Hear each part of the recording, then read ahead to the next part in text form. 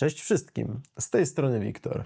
W dzisiejszym materiale mam dla Was lotniczą legendę prosto z Pacyfiku. Przed Wami Mitsubishi A6M2 Zero Sen. Zapraszam do oglądania. Kogi, buduj historię klocek po klocku. Mitsubishi A6M2 to jeden z najlepszych myśliwców początkowego okresu II wojny światowej. Myśliwiec pokładowy marynarki wzór Zero nie miał oficjalnej nazwy.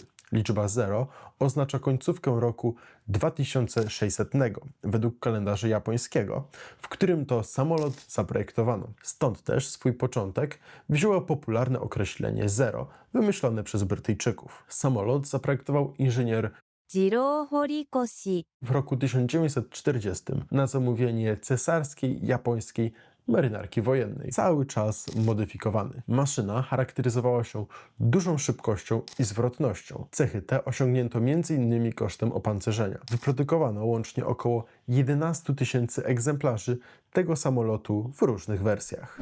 Recenzję modelu rozpoczniemy klasycznie od opisu pudełka. Na pudełku przedstawione są wszystkie najważniejsze informacje, m.in. nazwa modelu, jego numer, skala 1:32, ilość klocków, a także ilość figurek. Nie zabrakło również podserii, czyli kolekcji historycznej II wojna światowa. No i na pierwszym planie mamy piękny myśliwiec Zero pośród nieba, gdzieś prawdopodobnie nad Pacyfikiem. Na odwrocie przedstawione są inne ważne informacje. M.in. przedstawiony jest model od tyłu, ale również niektóre jego funkcjonalności i nie zabrakło też tabeli, w której przedstawione są wszystkie najważniejsze informacje techniczne dotyczące tego samolotu. Nie zabrakło też oczywiście oryginalnego czarno-białego zdjęcia, które przedstawia Zero w akcji.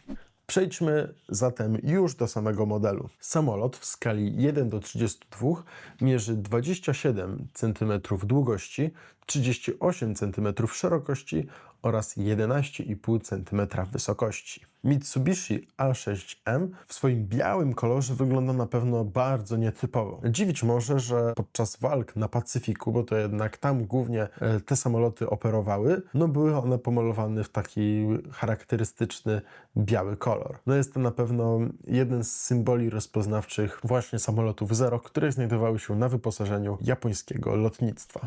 Model ma obrotowe śmigło, które kręci się bez najmniejszego problemu, dzięki czemu wygląda to naprawdę fajnie, ale również ma chowane podwozie. Po jego schowaniu, a zobaczcie, model wygląda po prostu jakby leciał. Dodatkowo jak się zakręci śmigłami, wygląda po prostu fenomenalnie. Nasz model ma ruchome lotki, które znajdują się w jego skrzydłach, a także ma otwieraną kabinę, w której mieści się figurka pilota, o której nieco więcej opowiem Wam później. Sam model, jak już wspomniałem, jest prawie w pełni biały, ale jednak tutaj tuż przy zwieńczeniu silnika widać tutaj czarne akcenty. Ten jego nos został pomalowany jednak farbą czarną. I widać również czerwone akcenty, czyli charakterystyczne czerwone okręgi, które znajdują się na skrzydłach, ale również na ogonie. Są to symbole japońskiej marynarki cesarskiej. I również na stateczniku pionowym nie zabrakło japońskich insygniów. Między innymi jest czerwony pas, ale również numer tego konkretnego samolotu. Z niektórych cech konstrukcyjnych to warto wspomnieć o skrzydłach samolotu, które są nieco zagięte. Spójrzcie, dzięki temu samolot po prostu szybciej latał i lepiej wchodził w niektóre manewry. I ogromny plus dla projektantów firmy Kobi, że udało się to odwzorować. Między innymi tutaj od spodu widać mocowanie tych skrzydeł, dzięki czemu te skrzydła są tak zagięte w taki charakterystyczny sposób.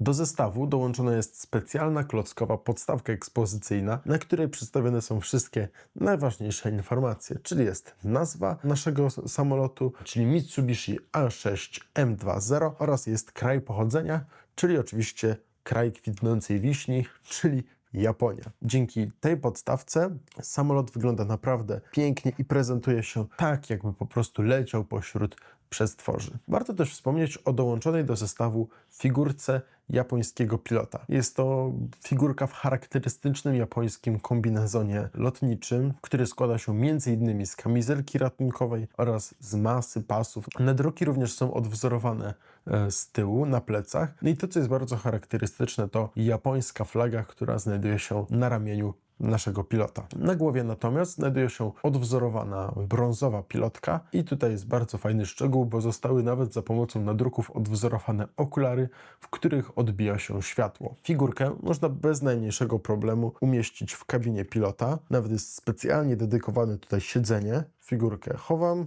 zamykam i tak właśnie prezentuje się cały ten zestaw. To już wszystko na dziś. Jeśli ten materiał Wam się spodobał, zachęcam do polajkowania, skomentowania, a jeśli wciąż tego nie robicie, również do zasubskrybowania kanału Kobi. Do zobaczenia w następnej recenzji i pamiętaj, buduj historię, klocek po klocku.